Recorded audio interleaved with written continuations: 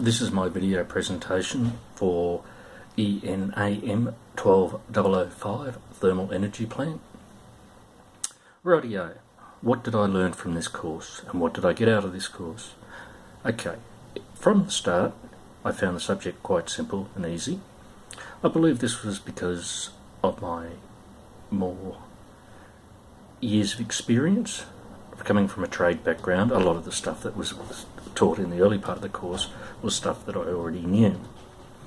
As the course went on, some of the stuff that we taught was stuff that I had dealings with in the past, but understood from a practical point of view. But the course gave me that theoretical explanation of what and why things occurred. Things like the gas rules and gas laws of how when a gas is compressed it heats, or when a gas is heated it expands. This is stuff that I knew, but I didn't understand the theory behind it.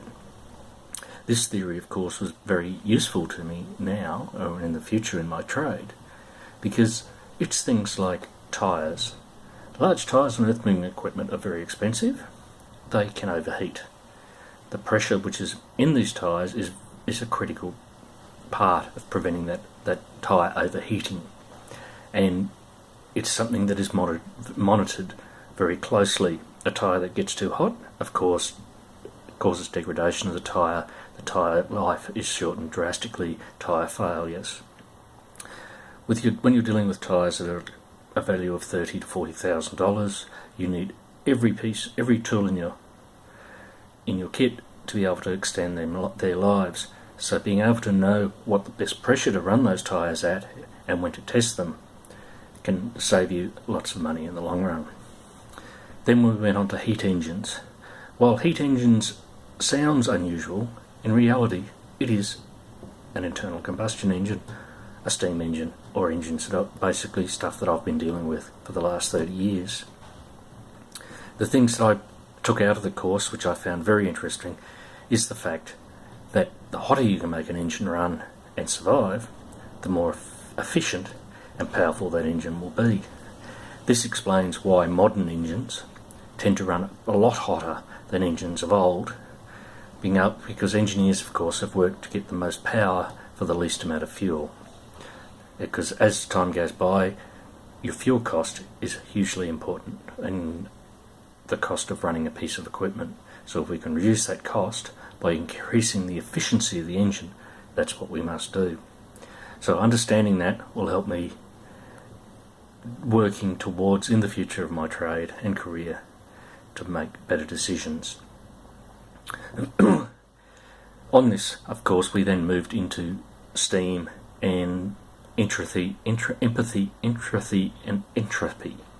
Sorry if I've pronounced them incorrectly. Again, this comes to the area that I'm used to dealing with. When you look at cooling systems on earth-moving equipment or any piece of equipment, as the case may be, the hotter the engine runs, the more heat the cooling system needs to be able to absorb. You put a system under pressure, as most cooling systems are these days, I realise now that it can absorb more energy under that pressure than it would under no pressure at all, therefore allowing a greater heat transfer into the cooling system and they're expelled into the atmosphere.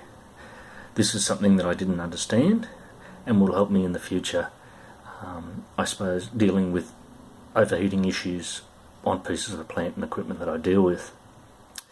Then on to the refrigeration cycle. Again, something that I've dealt with for many years, air conditioning in all sorts of equipment. Again, I've had a basic understanding of how it works, but again, from this course I have a more in-depth understanding of how the cycle of the refrigeration system works, and hopefully that will give me a better understanding going forward. Overall, I've enjoyed the course. I think I have taken a lot out of the course, and hopefully in the future the stuff that I've learnt in this course will bode me well in my career.